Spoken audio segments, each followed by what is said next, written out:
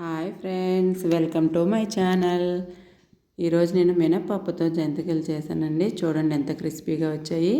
అవి ఎలా చేయాలో చూసేద్దాము. ఫస్ట్ కుక్కర్ తీసుకొని కుక్కర్లో ఒక గ్లాస్తో మినపప్పు తీసుకున్నానండి. ఇది మా అత్తయ్య ఊరు నుంచి పంపించారు ఈ పప్పుని. ఇప్పుడు దీన్ని బాగా ఒక 2 సార్లు కడుక్కొని మనం ఏ గ్లాస్తో పప్పు తీసుకున్నామో అదే గ్లాస్తో 2 గ్లాసుల వాటర్ని పోసుకున్నానండి నేను. 2 గ్లాస్ వాటర్ పోసుకొని మనం దీన్ని స్టవ్ మీద పెట్టేసి మనకి 3 విజిల్స్ వస్తే సరిపోతుందండి. కుక్కర్లో మనకు అయిపోయిందండి పప్పు. ఓపెన్ చేసి చూద్దాము. ఇదిగోండి ఉడికిపోయింది. మనకిప్పుడు దీన్ని మిక్సీలో వేసేసుకుందాము. మిక్సీలో వేసేసి బాగా మెత్తగా పేస్ట్ లాగా చేసేసుకుందామండి. మనకు అవసరమైతే కొద్దిగా ఎక్కువ వాటర్ పోయొద్దండి, ఎందుకంటే మళ్ళీ మనకి పలచగా అయిపోతుంది కదా. కొద్దిగా కొద్దిగా వాటర్ పోసుకుంటూ దీన్ని మెత్త పేస్ట్లా చేసుకుందాము. మనం ఏ గ్లాస్తో అయితే పప్పు తీసుకున్నామో అదే గ్లాస్తో 4 గ్లాసుల బియ్యం పిండిని తీసుకున్నానండి నేను.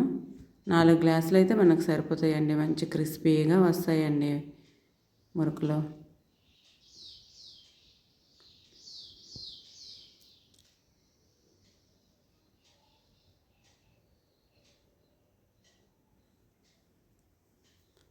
ఇప్పుడు ఈ పిండిలో కొద్దిగా వాము వేసుకున్నానండి నేను. అలానే మనకి రుచికి సరిపడా సాల్ట్ వేసుకుంటున్నాను.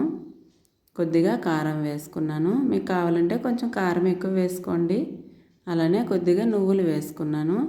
ఇప్పుడు దీన్ని బాగా మిక్స్ చేసేద్దాము.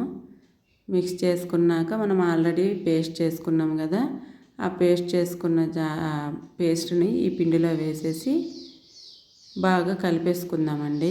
ఫస్ట్ బాగా కలుపుకోండి. కలుపుకున్నాక మనకు వాటర్ అవసరం అవుతాయంటేనే వాటర్ పోసుకుందామండి, లేకుంటే పల్చగా అయిపోతుంది కదా. ఫస్ట్ బాగా మిక్స్ చేసుకుందాము.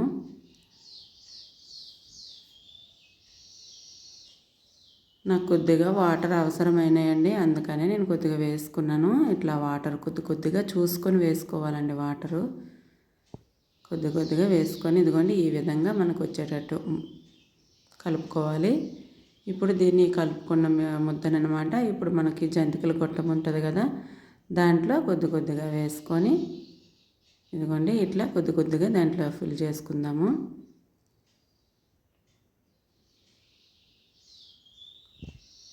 ఈ లోపల నేను స్టవ్ పైన ఆయిల్ పెట్టేశానండి, అది హీట్ అవుతుంది. ఇదిగోండి ఈ విధంగా దీన్ని ఫిల్ చేసినాక ఇలా మూత పెట్టేసి స్టవ్ పైన ఆయిల్ మనకి హీట్ ఎక్కిపోయిందండి ఆల్రెడీ. ఇప్పుడు దీంట్లో ఇవి మనం జంతికల్లా వేసుకుందాము. ఇదిగోండి ఇట్లా వేసుకుంటున్నాను. చెయ్యి కాలుతుందండి, అందుకే కొంచెం ఇట్లా తీస్తున్నా. ఇదిగోండి మనకు ఒకవైపు కాలింది కదా, దీన్ని కొంచెం ఇలా వెనకాలకు తిప్పేసుకుందాము. మనకు ఆయిల్ ఇట్లా చూడండి బుడగలు రాకుండా ఉన్నప్పుడు మనకి ఆల్రెడీ అది ఫ్రై అయిపోయినట్టండి. మనకి ఫ్రై అయిపోయింది. ఇది నేను తీసేస్తున్నాను దీన్ని. ఇంకోటి కూడా వేసాను ఇలా చూడండి.